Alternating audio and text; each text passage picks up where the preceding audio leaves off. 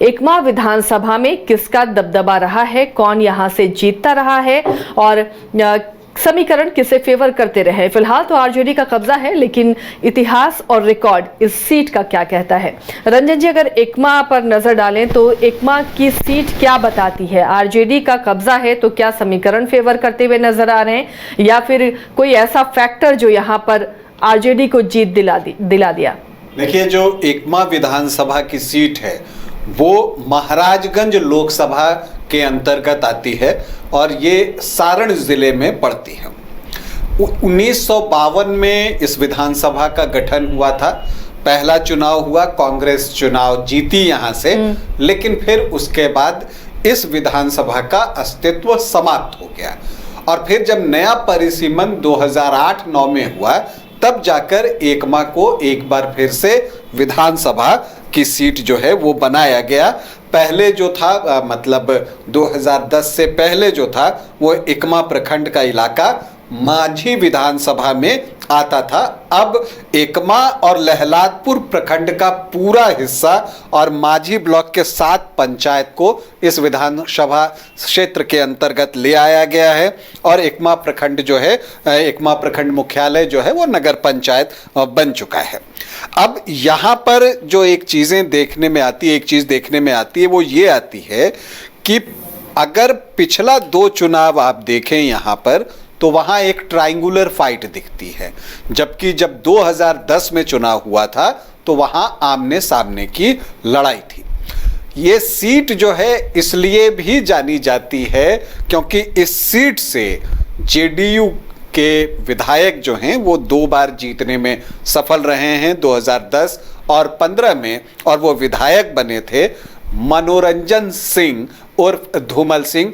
बाहुबली नेता हैं और वो अब तक 5 बार विधायक रह चुके हैं। 3 बार बनियापुर विधानसभा से वो विधायक चुने गए थे। उसके बाद जब नई सीट बनी एकमा, तो फिर एकमा आकर चुनाव लड़े और पहले दोनों चुनाव 2010 और 2015 में वो जीतने में कामयाब रहे, तो 5 बार के विधायक हैं। लेकिन 2020 में कुछ जो है कानूनी पहलू थे, कुछ केसेस थे, जिसकी वजह से धूमल सिंह चुनाव नहीं लड़े और उनकी पत्नी सीता देवी को यहाँ से जेडीयू ने अपना उम्मीदवार बनाया। लेकिन तब आरजेडी ने ये सीट जेडीयू से छीन ली और वहां पर श्रीकांत यादव ने सीता देवी को 13,927 वोट से हराया। देखिए, श्रीकांत यादव जो आरजेडी के अभी विधायक हैं, उनका व्यवसाय कोलकाता में है और वो बिल्कुल कह लीजिए कि बहुत कम दिन पहले जो है वो उतरते हैं एकमा में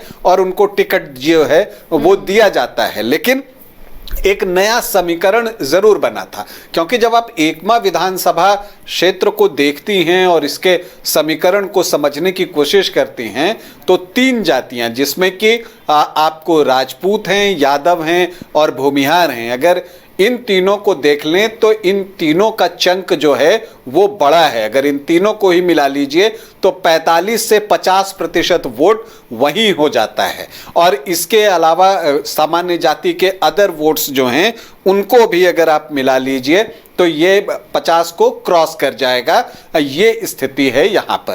तो यहाँ पर अगर आप देखिए 2010 और 2015 में जब चुनाव जीते धूमल सिंह, तब जो मुकाबला था वो आप देखते हैं कि वो राजपूत वर्सेस भूमिहार का था, जिसमें कि धूमल सिंह चुनाव जीते और वहां पर धूमल सिंह भूमिहार जाति से आते हैं।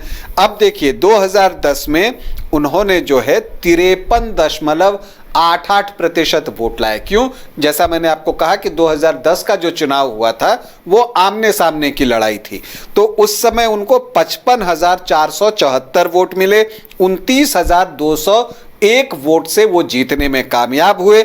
उनके सामने प्रत्याशी कामेश्वर कुमार सिंह थे, जिन्हें 26,273 वोट आए, मतलब कि 25.52%। ये दिलचस्प है कि यहाँ पर तीनों चुनाव जो है कामेश्वर कुमार सिंह लड़े हैं और हर बार पार्टी जो है वो बदल गई है। 2010 में वो आरजेडी के टिकट पर चुनाव लड़े थे। इसके बाद 2015 में अगर आप जाइए तो वहां पर दिखता है कि वो बीजेपी के टिकट पर चुनाव लड़े थे। 2020 में वो एलजेपी के टिकट पर चुनाव लड़े थे। अब इस बार देखना है कि वो चुनाव लड़ते हैं, क्योंकि अगर गठबंधन होता है तो जेडीयू और एलजेपी में से तो कोई एक ही दल का प्रत्याशी होगा।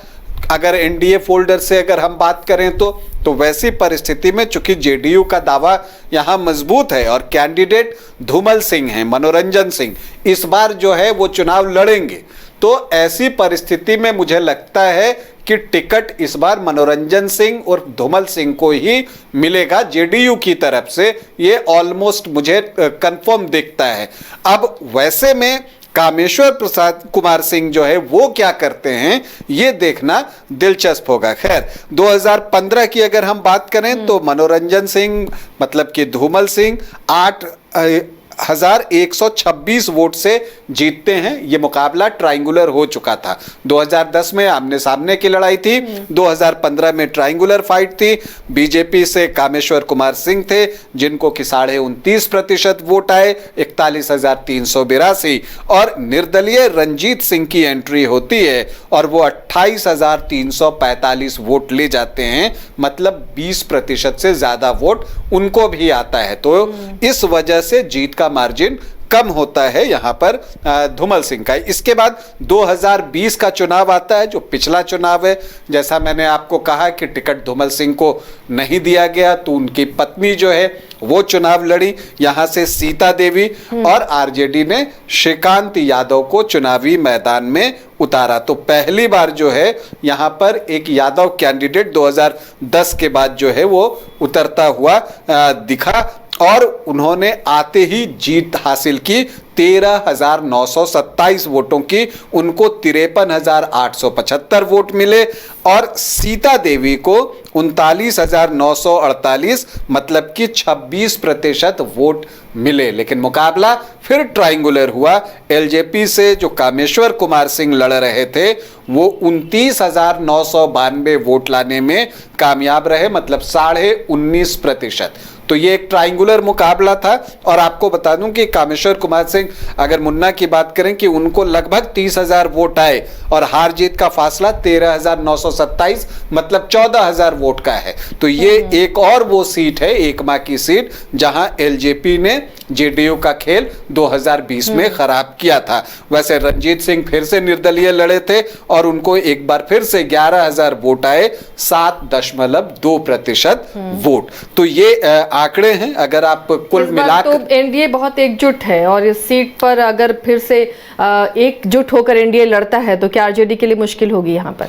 जी हाँ, अगर एकजुट होकर एनडीए लड़ता है तो आरजेडी के लिए मुश्किलें पैदा हो सकती हैं। लेकिन दिलचस्प ये है कि इस सीट पर खेसारी लाल यादव की भी चर्चा हो रही है। भोजपुरी स्टार खेसारी लाल यादव यहां से आरजेडी के टिकट पर चुनाव लड़ सकते हैं।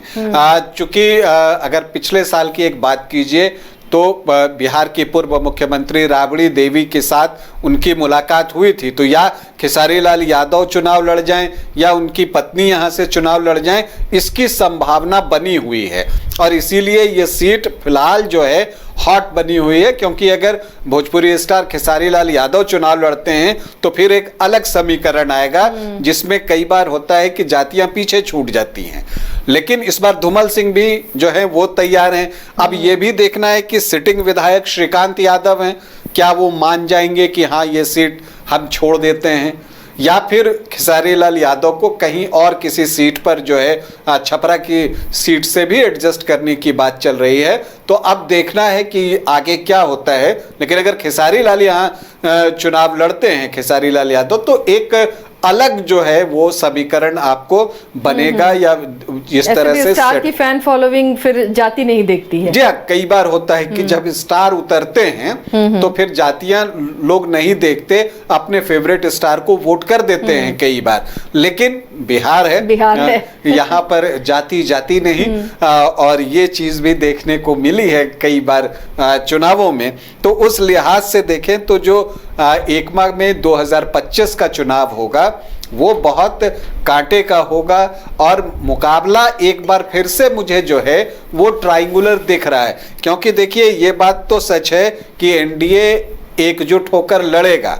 लेकिन जो एनडीए के कैंडिडेट थे, क्या वो पार्टी के फैसले के साथ रहेंगे, ये एक बड़ा सवाल है। क्योंकि कामेश्वर कुमार सिंह मुन्ना का अगर हम रिकॉर्ड देखें तो पिछले 3 चुनावों में वो तीनों बार चुनाव लड़े और तीनों बार पार्टी अलग।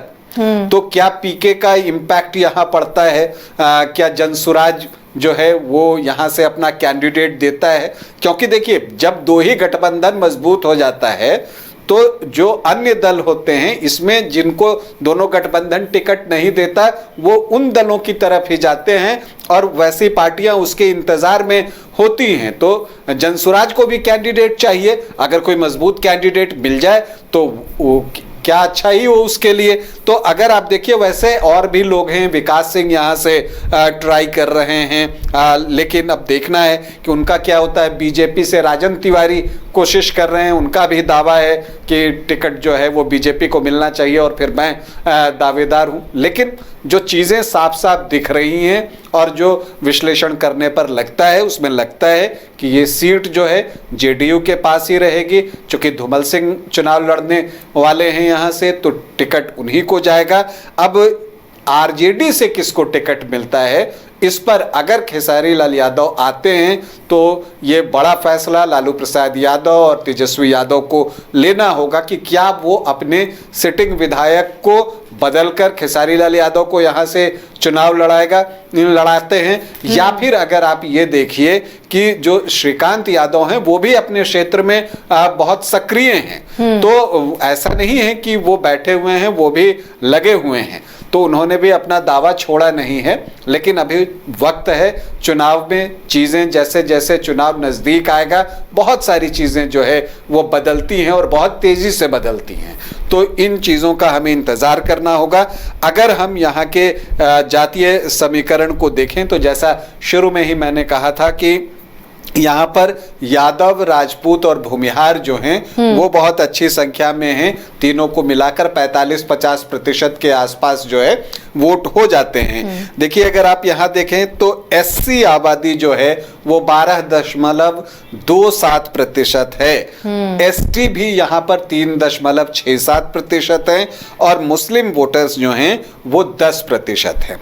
अब अगर आप देखिए, आप बात कीजिए तो जो भूमिहार वोटर्स की बात कीजिए वो 13-14% के आसपास हैं। इसी तरह से राजपूत वोटर्स भी इतने ही होंगे, 13-14% के आसपास। ब्राह्मण 5-6% जो है वो दिखते हैं और यादव सबसे ज़्यादा 14 से 15% के आसपास यादव वोटर्स भी जो हैं वो यहाँ पर हैं। और यही वजह है कि पिछली बार आरजेडी यादव कैंडिडेट लेकर आया। अब यहाँ पर एक माई इक्वेशन भी बनता है। यहाँ पर जो है ये चीज़ें देखनी है कि अब आगे किस तरह से जो है टिकटों का बंटवारा होता है।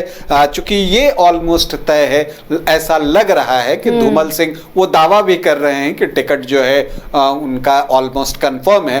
तो अगर धूमल सिंह यहाँ से कैंडिडेट बनते हैं, 5 बार वो चुनाव जीत चुके हैं, विधानसभा में उनका रिकॉर्ड जो है वो बहुत बेहतरीन है विधानसभा के चुनाव में। तो वो जब कैंडिडेट बनते हैं तो सामने आरजेडी किसे चुनावी मैदान में उतारता है, इसका इंतज़ार हम सभी को करना होगा।